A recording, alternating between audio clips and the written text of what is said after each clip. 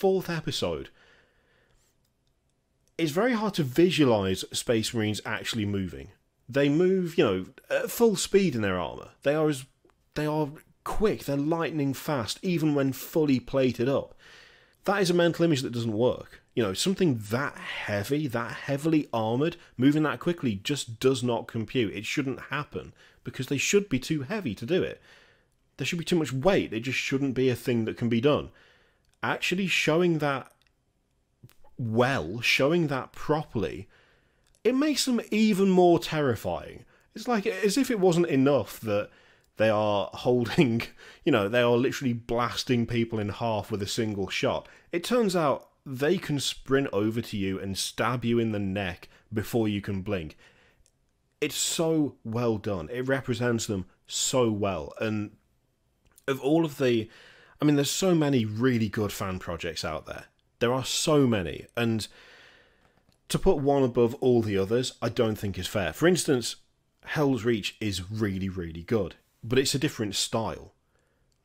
This is what I like about this. The fact that Hell's Reach does one thing. This does another thing. There will be another project that does something totally different. They all represent Space Marines in so many different ways. And yet, altogether you get this complete picture. For me, though, Astartes filled in a gap that I didn't realise was a gap. It filled in that almost like what are they called? Raptors. Like the Raptors kind of style of fighting. Just, this is the mission, and that's it. It's just so good. It's so well done. And as I say, if you haven't watched it, you should go and watch it right now. It's absolutely fantastic. And I'm probably going to go back and watch it again, just because it's just so good. It's so good. It's so... I realise I'm just gushing endlessly. I don't give a shit. Every now and again you just see something that makes you think that person has done an incredibly good job, and I am just glad that I got to see it. This is one of those things. Thank you very much for watching. As I've said repeatedly, the link to the things is in the description. Just go there. Don't do anything else. Go and watch it if you haven't watched it. If you have watched it, go and watch it again, because...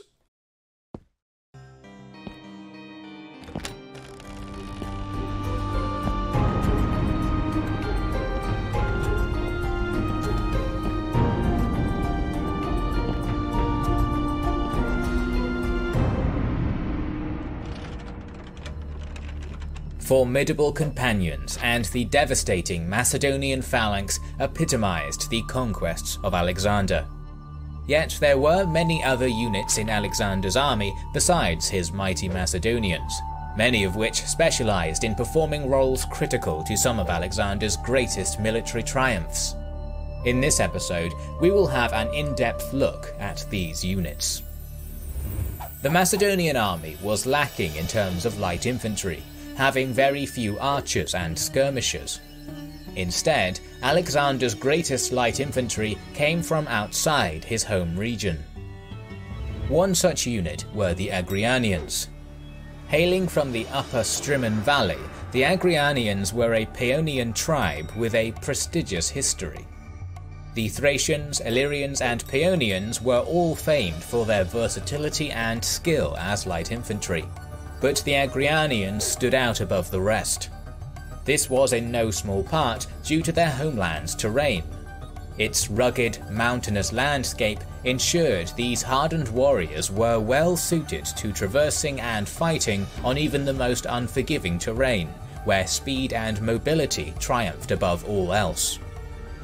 Philip recognised their skill and had incorporated units of Agrianians into his reformed army to serve as versatile light infantry, a complement to the heavier Macedonian footmen. Alexander would continue promoting Macedonian friendship with the Agrianians, even marrying his half-sister, Kinene, to the Agrianian king Langirus. In return, he received the best light infantry the Agrianians could offer to swell the ranks of his forces, and an elite Agrianian contingent would accompany Alexander to Asia.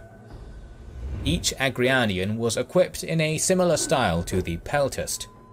Their panoply consisted of a Phrygian helmet and very light body armour, while javelins called loncae were their primary weapon.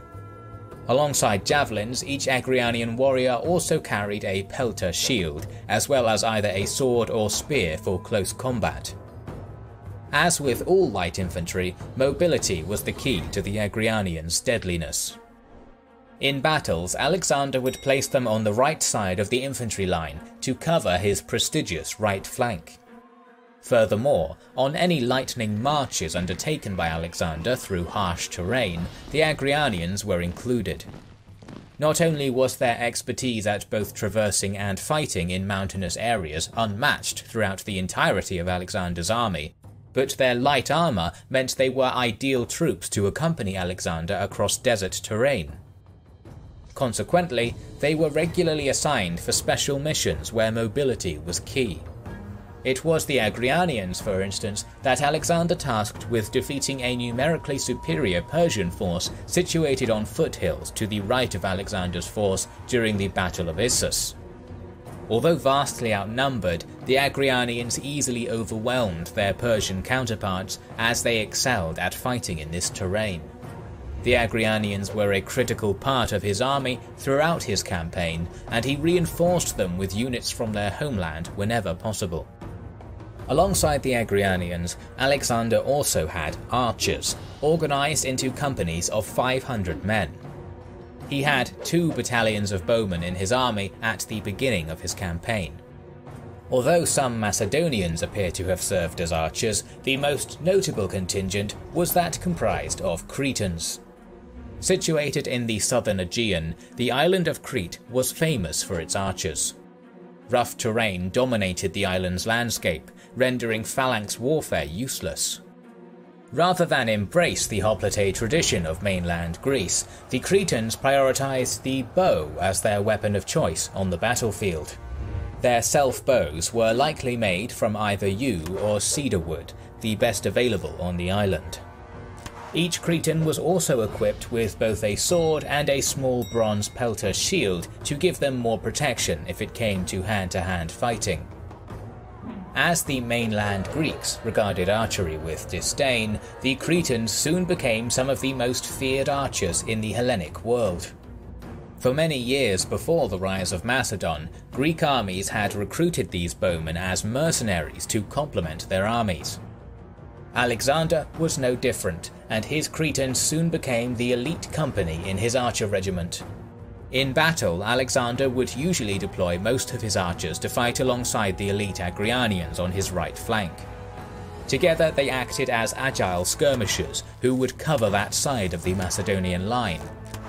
Yet on occasion, Alexander positioned his Cretans away from the rest of his archers on the left flank, where they were tasked with doing an identical job. Like the Agrianians, Alexander's archer corps were highly mobile and followed Alexander on various special missions through harsh terrain. At the Persian gates in the Zagros Mountains, for instance, the archers accompanied Alexander's elite force up a narrow mountain pass that bypassed the Persian defense. Descending on the Persian camp from behind, they slaughtered the unsuspecting Persians. Later, Alexander would upgrade his archer corps. Just as with the Cretans in Europe, the Persians were renowned for their archery in Asia, and their composite bows outdistanced the Cretan self-bows. Recognizing this, Alexander incorporated many Persian archers into his army as he progressed eastwards. By 326 BC, he had expanded the archer corps so significantly that they were now divided into multiple regiments of 1,000 men, or chiliarchies. Alexander evidently saw his archer contingents as one of the most crucial parts of his light infantry. Yet for the Cretans, it appears Alexander did not always use them solely as archers, as evidence survives that certain Cretans also served as long-distance runners, or hemerodromoi. Messengers were a critical part of Alexander's communication system while on campaign, and long-distance runners had long been used for this purpose in both Greek and Persian armies.